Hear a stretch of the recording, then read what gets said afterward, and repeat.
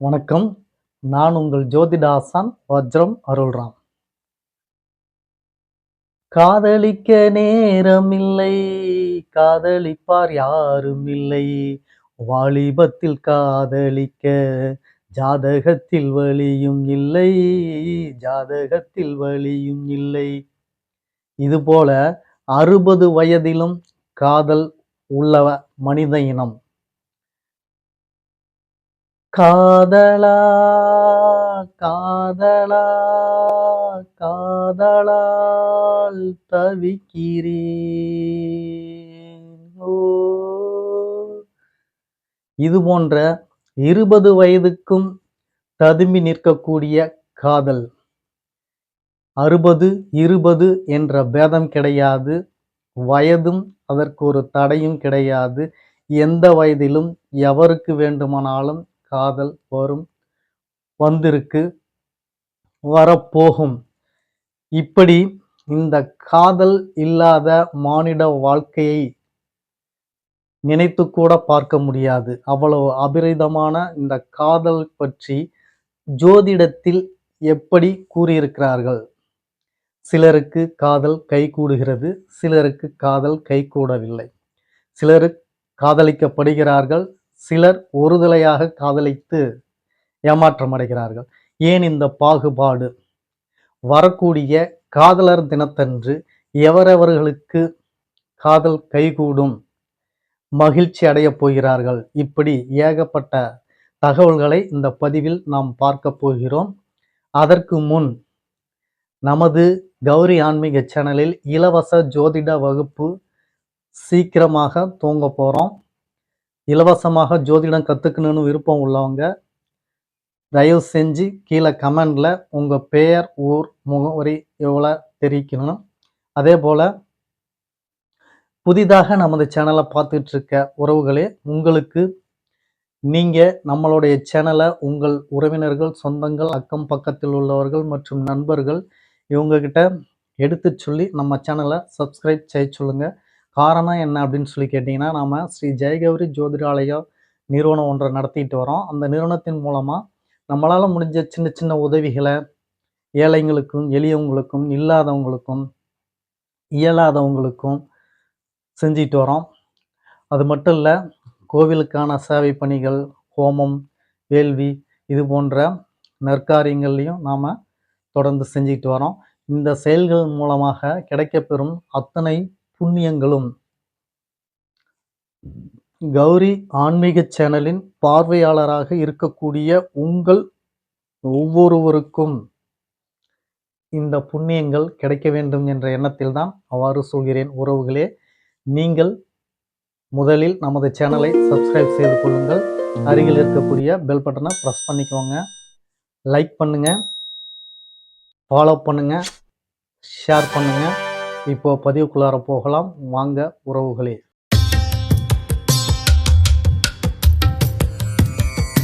காதல் காதல் காதல் காதல் இல்லாவிட்டால் சாதல் சாதல் சாதல். காதல் என்பது ஒரு மனிதனை ஏற்றத்திலும் கொண்டு விடுகிறது, காதல் என்பது ஒரு மனிதனை பாதாளத்திலும் கொண்டு விடுகிறது. இரண்டும் நிறைந்ததுதான் காதல். ஏற்றுக்கொண்டு அவர்களை ஏணிப்படி போல் இருந்து ஏற்றிவிடக்கூடிய மனிதர்களும் இந்த பூமியில் தான் இருக்கிறார்கள். அதே போல காதல் என்பது மிகவும் ஒரு என்ன சொல்வது, ஒரு பூ மலர்வது போல, அந்த மலரக்கூடிய தருணத்தில் சத்தம் ஏதேனும் வராது. அது மலரும் பொழுது பார்ப்பதற்கு அவ்வளோ அழகாக இருக்கும். ஒரு பட்டாம்பூச்சிக்கு புதிதாக சிறகு விரித்து அது பறக்கும் பொழுது எவ்வளவு மகிழ்ச்சியாக இருக்கிறதோ அந்த மகிழ்ச்சியை தரும் காதல்.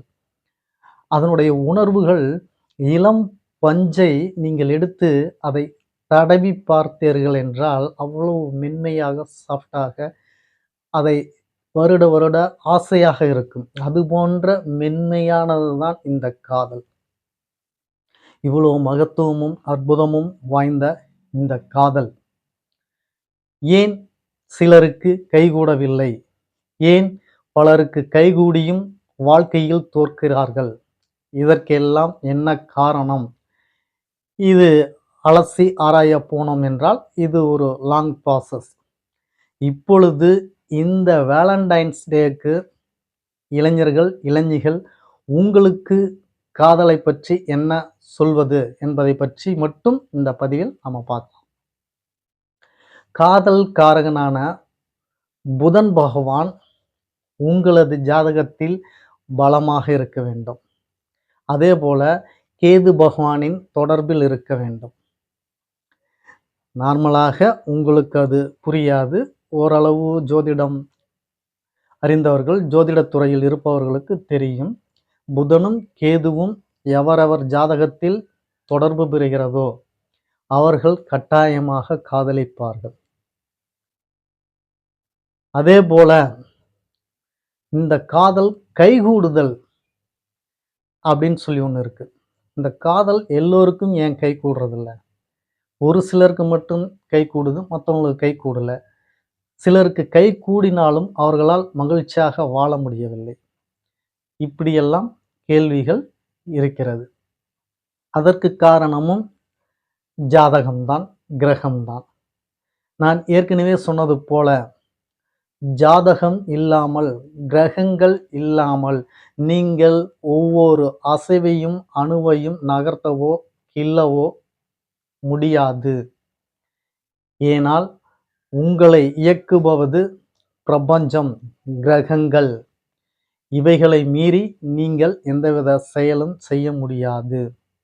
அப்போ உங்கள் ஜாதகத்தில் காதல் அமைப்பு இருந்தால் அந்த காதலை நீங்கள் செய்து மகிழ்ச்சியாக இருப்பீர்கள். அந்த காதல் அமைப்போடு சுபத்துவம் பெற்றிருந்தால் அது கல்யாணம் முடித்து வாழ்க்கையை வாழத் தொடங்குவீர்கள். சுபத்தோடு அசுபமும் கலந்திருந்தால் கல்யாணம் முடித்த கையோடு விவாகரத்து அல்லது அடிதடி பிரச்சனைகள், கொலை வரும். மன்னிக்கவும், கொலை என்பது இந்த பதிவில் உச்சரிக்கக்கூடாது, வாய் தவறி வந்துவிட்டது.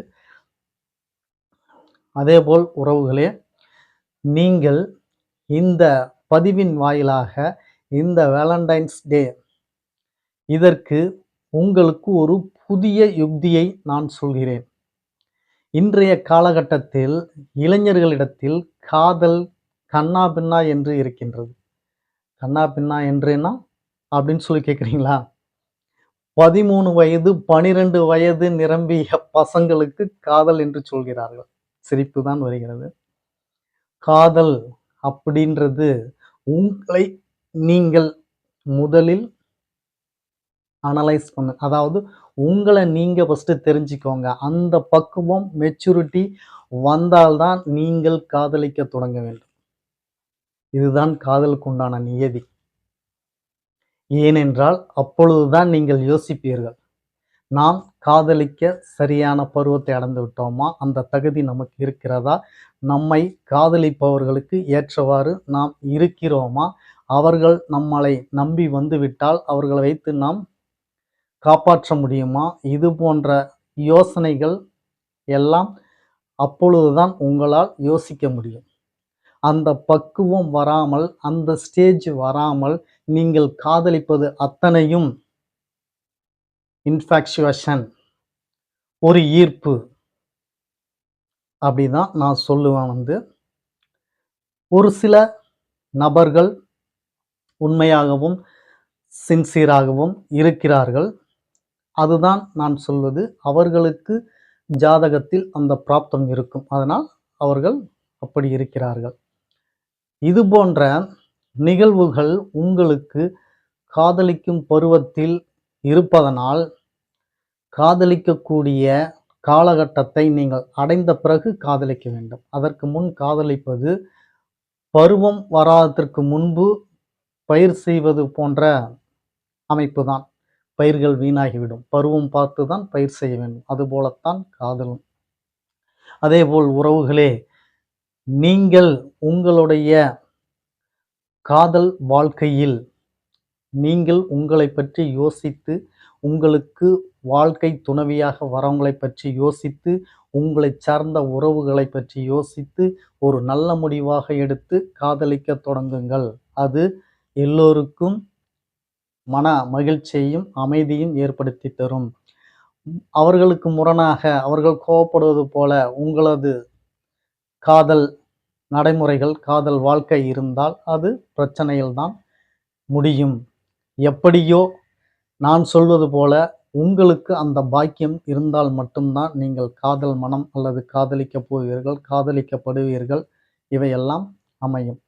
இந்த வேலண்டைன்ஸ் டேயில் காதல், முறிவு இவர்கள் எல்லாம் புது உற்சாகத்துடன் அடுத்த வாழ்க்கையை எப்படி துவங்கலாம் என்ற எண்ண ஓட்டத்தில் வாழ்க்கையை நீங்கள் ஓட்டப் பாருங்கள். அதேபோல புதிதாக முயற்சி செய்பவர்கள் முயற்சி செய்யுங்கள்.